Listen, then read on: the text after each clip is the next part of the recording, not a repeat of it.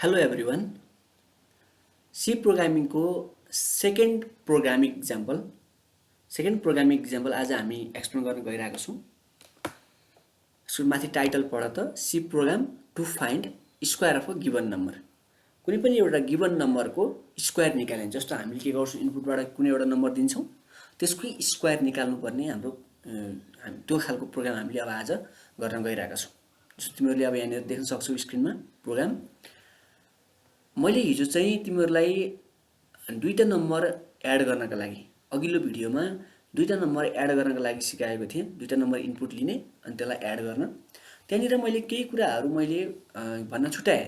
जस्तो के कुराहरू तिमीहरूले मिस गर्यो भने तिमीहरूको सिन्ट्याक्स एरर आउँछ भन्ने कुराहरू। जस्तो म अहिले यो प्रोग्राम एक्सप्लेन गरिसकेपछि त्यो कुराहरू फेरि म आज भनिदिन्छु, सिकाइदिन्छु। कहाँनिर के कुराहरू छुट्दाखेरि तिमीहरूको सिन्ट्याक्स एरर आउँछ, के बिगार्दाखेरि सिन्ट्याक्स एरर आउँछ, के बिगार्दा लोजिकल एरर आउँछ, त्यो कुराहरू चाहिँ म तिमीहरूलाई आज एक्सप्लेन गर्छु यो भिडियोमा है। अब यहाँ हेर, जसरी दुईटा तिमीहरूको जुन header file and preprocessor and header file भयो, stdio.conio.h, यो दुईटा के भयो, header file, preprocessor and header file. अर्को के छ तिमीहरूको यो फर्स्ट पार्ट भयो, मैले तिमीहरूलाई नम्बरिङ गरेर सिकाएको थिएँ हैन। अब यो सेकेन्डमा के छ, हाम्रो मेन फङ्सन। सेकेन्डमा के हुनुपर्छ, मेन फङ्सन हुनुपर्छ, भोइड मेन फङ्सन भनेर लेखियो। थर्ड पार्टमा हाम्रो डिक्लेरेसन पार्ट हुन्छ हैन, मैले नम्बरिङ गरेर सिकाएको थिएँ है अघिल्लो भिडियोमा। अब के छ हाम्रो डिक्लेरेसन। अब के छ भन्दा प्रोग्रामको माथि टाइटल पढ त find square of a given number है। कुनै एउटा दिएको नम्बरको स्क्वायर निकाल्नु पर्ने छ। अब गिवन नम्बर के हो भन्दाखेरि अब हामीले यसमा डिक्लेयर गर्दाखेरि n भनेर डिक्लेयर गर्यौँ है। हामीले n अब डिक्लेयर गर्दाखेरि n भनेर पनि गर्न सकिन्छ, num भनेर पनि गर्न सकिन्छ हैन, small capital n small n पनि गर्न सकिन्छ। तर एकचोटि हामीले जे डिक्लेयर गरेछौँ थ्रु त्यो जुन सबै प्रोग्रामभरि हैन, थ्रु आउट दिस प्रोग्राम हामीले के गर्नुपर्छ भन्दाखेरि त्यही भेरिएबल युज गर्नुपर्छ। जस्तो अर्को के छ, स्क्वायर भनेर छ। हामीलाई फेरि नम्बर जुन गिवन नम्बर अथवा जुन हामीले युजरसँग लिएको नम्बर हामीले n मा होल्ड गर्छौँ। अब फेरि स्क्वायर आइसकेपछिको जुन भ्यालु कुनमा होल्ड गर्ने भन्दाखेरि हामीलाई छुट्टै एउटा भेरिएबल चाहियो। त्यसका मैले एसक्यू भनेर एउटा भेरिएबल के गरेँ, डिक्लेयर गरेँ। यसरी के भयो, भेरिएबल डिक्लेयर गरेँ। अब यहाँ के छ भन्दाखेरि यहाँ मैले के गरेँ, सेमिकोलन युज गरेको छु। अहिले पछाडि यसमा फेरि म एक्सप्लेन गर्छु त्यो सिन्ट्याक्स एररहरूको बारेमा। त्यस पछाडि अब हामीले के गर्नु पर्यो, यो चाहिँ के भयो, थर्ड पार्ट भयो हैन। अब फोर्थमा हामीले के हुन्छ, हामीले अब जस्तो प्रिन्ट एफ स्क्यानएफहरू युज गर्छौँ यहाँ चाहिँ है।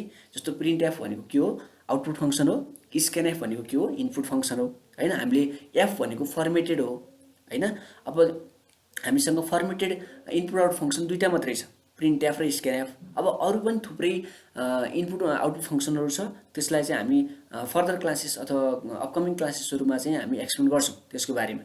अहिले तिमीले यसरी बुझ, इनपुट आउट फङ्सन भनेको प्रिन्ट एफ र स्क्यानएफ छ यसमा, जुन चाहिँ फर्मेटेड इनपुट आउटपुट फङ्सन्सहरू हो। त्यही भएर हामीले प्रिन्ट एफ भनेछौँ, एफ भनेको फर्मेटेड है।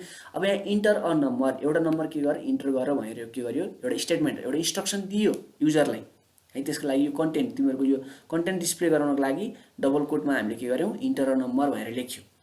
अब यो एज इट इज तिमीहरूको आउटपुटमा देखाउँछ। जस्तो तलपट्टि आउटपुटमा हेर त, इन्टर अ नम्बर, माथि हामीले जे लेखेछौँ त्यही कुरा यसमा देखाएको छ। अब स्क्यानएफले के गर्छ, अब हामीले इन्टर नम्बर भनेर एउटा कमान्ड त अब एउटै स्टेटमेन्ट अथवा इन्स्ट्रक्सन त हाम्रो आउटपुटमा आउने भयो। अब हामीले इनपुट दिनु पर्यो। अब इनपुट के दिने भन्दाखेरि एउटा नम्बर दिनुपर्छ, गिवन नम्बर हैन। Find the square of given number भनेको छ भनेपछि इन्टर नम्बर, जुन नम्बर तिमीले इन्टर गर्छौ त्यसलाई के गर्नु, इनपुट लिनु पर्यो। त्यही भएर यहाँ पर्सेन्टेज डी भने किन हामीले के हुन्छ, इन्टिजर भनेर डिक्लेयर गरेछ डाटा टाइप हैन। अब यसको टाइप स्पेसिफायर के हो, पर्सेन्टेज डी हो। अब के छ, m%n, यो n भन्ने के हो, तिमीहरूको जुन भेरिएबल अथवा जुन एड्रेस m%n मा गएर के गर्छ, n को भ्यालु के गर्छ, यसले होल्ड गर्छ। जस्तो हामीले 5 भनेर इनपुट दियौँ भने यो 5 भ्यालु के गर्ने भयो, n भन्ने भेरिएबलमा गएर के गर्ने भयो, बस्ने भयो। ठीक छ, n ले के गर्छ, 5 भन्ने भ्यालुलाई होल्ड गर्छ। अब हामीलाई n को भ्यालु थाहा भयो। अब हामीलाई स्क्वायर निकाल्नुपर्छ। स्क्वायरको फर्मुला के हो, n स्क्वायर हैन। कुनै पनि नम्बरको स्क्वायर निकाल्नु पर्ने के हो, n स्क्वायर हो। अब हामीले के गर्छौँ, प्रोग्राममा लेख्दाखेरि n स्क्वायरलाई n स्टार n, यो तिमीहरूको जुन मल्टिप्लाई साइनलाई हामीले यसरी स्टार भनेर प्रोग्रामिङ ल्याङ्ग्वेजमा यसरी पढ्छौँ, n स्टार n। हामीले के गर्यौँ, फर्मुला, यो लोजिकल पार्ट हो, मेन पार्ट नै यही हो है। स्क्वायर इक्वल्स टु के गर्यौँ हामीले, n square, n into n हामीले गर्यौँ। त्यस पछाडि अब यसले के गर्छ, दुईटा n लाई भनेको 5 × 5 के हुने भयो, अब मल्टिप्लाई भएर आएको भ्यालु के हुन्छ, एसक्यू भन्ने जुन भेरिएबल छ, स्क्वायर भेरिएबल, यसमा गएर के हुन्छ, होल्ड हुन्छ भनेको 25 भ्यालु एसक्यूले होल्ड गर्ने भयो। अब हाम्रो एसक्यू को भ्यालु कति छ, 25। अब त्यसलाई प्रिन्ट गर्नका लागि हामीले के भन्छौँ, प्रिन्ट फङ्सन युज गरेर है।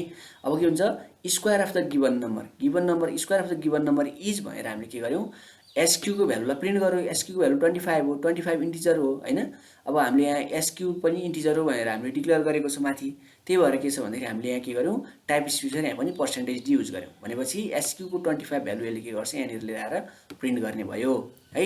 भनेको square of the given number is 25 भनेर तिम्रो आउटपुटमा आउँछ। यहाँ हेर त इन्टर गिभन नम्बर 5 भयो, square of the given number is 25। यसरी चाहिँ हाम्रो आउटपुट आयो। अब गेट सिएसले के गर्छ तिमीहरूको स्क्रिनलाई एकछिन होल्ड गर्ने काम गर्छ आउटपुट स्क्रिनलाई।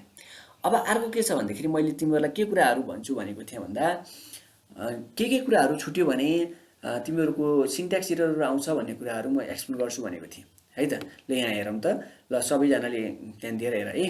अब कुन कुरा छुट्यो भने तिमीहरूको इक्जाममा मार्क्स के कुराहरू छुट्यो भने तिमीहरूले मार्क्सहरू काटिन्छ त्यो कुराहरू पनि के गर्नु पर्यो तिमीहरूले बुझ्नु पर्यो है। त्यो कुरा राम्रोसँग तिमीहरूले जान्यो भने इक्जाममा त्यो कुराहरूलाई बिर्सेनौ अथवा छुट्याएनौ अथवा ल्याबमा तिमीहरूले छुट्याएनौ भने तिमीहरूको आउटपुट आउने अथवा इक्जाममा मार्क्स नकाटिने हुन्छ।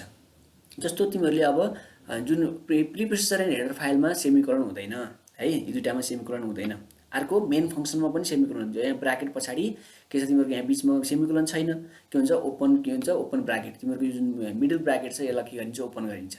अब यहाँ हामीले भोइडमा लेख्दाखेरि भी स्मल लेखिन्छ हैन, एम स्मल लेखिन्छ है। यसरी चाहिँ तिमीहरूको के छ यो रुलहरू। अब तिमीहरूले यो किवर्डहरू चाहिँ हामीले के हुन्छ सबै स्मलमा लेख्नुपर्ने हुन्छ। हामीले भी भोइडको भी क्यापिटल लेख्यौँ भने यसले इरर देखाइदिन्छ, सिन्ट्याक्स इरर देखाउँछ है। अब यहाँ इन्टिजरको पनि आई स्मल लेख्नु पर्यो हैन, आइएनटी नै स्मल लेख्नु पर्यो, आई मात्रै होइन हैन। अब तिमीहरूले के गर्यौ भ्यारिएबल डिक्लेयर गरिसकेपछि जस्तो दुईटा भ्यारिएबल छ भने हामीले के गर्नु पर्यो तिमीहरूको कमा गर्नु पर्यो। अनि डिक्लेयर गरिसकेपछि हामीले सेमिकोलन, जसरी हामीले कुनै एउटा सेन्टेन्स लेखेपछि फुल स्टप अथवा कुनै एउटा वाक्य लेखिसकेपछि पूर्णविराम दिइन्छ त्यसरी नै कुनै एउटा स्टेटमेन्ट लेखिसकेपछि प्रोग्राममा कोड लेखिसकेपछि सेमिकोलन दिनुपर्छ है त। अब हामीले प्रिन्ट एफ यो डबल कोट लेख्नुपर्छ प्रिन्ट एफ भित्र, यो डबल कोट भित्र जुन कन्टेन्ट छ त्यसलाई एज इट इज तिमीहरू डिस्प्ले गर्छ हैन आउटपुट स्क्रिनमा। त्यस पछाडि पनि हामी के गर्छौँ सेमिकोलन युज गर्छौँ है। स्क्यानएफमा पनि त्यही छ, यहाँ डबल कोट भित्र हामी के गर्छौँ टाइप स्पेसिफायर लेख्छौँ, फेरि डबल कोट कमा %n, यो %, छुटाउँछ है धेरैले। अनि त्यसपछि के हुन्छ तिमीहरूको यहाँनिर यो पनि फेरि के हुन्छ सेमिकोलन, यहाँ यो सेमिकोलन छुटाउनु भएन। फेरि हामीले फर्मुला लेखिसकेपछि फेरि के गर्यौँ तिमीहरूको यहाँ सेमिकोलन युज गरियो।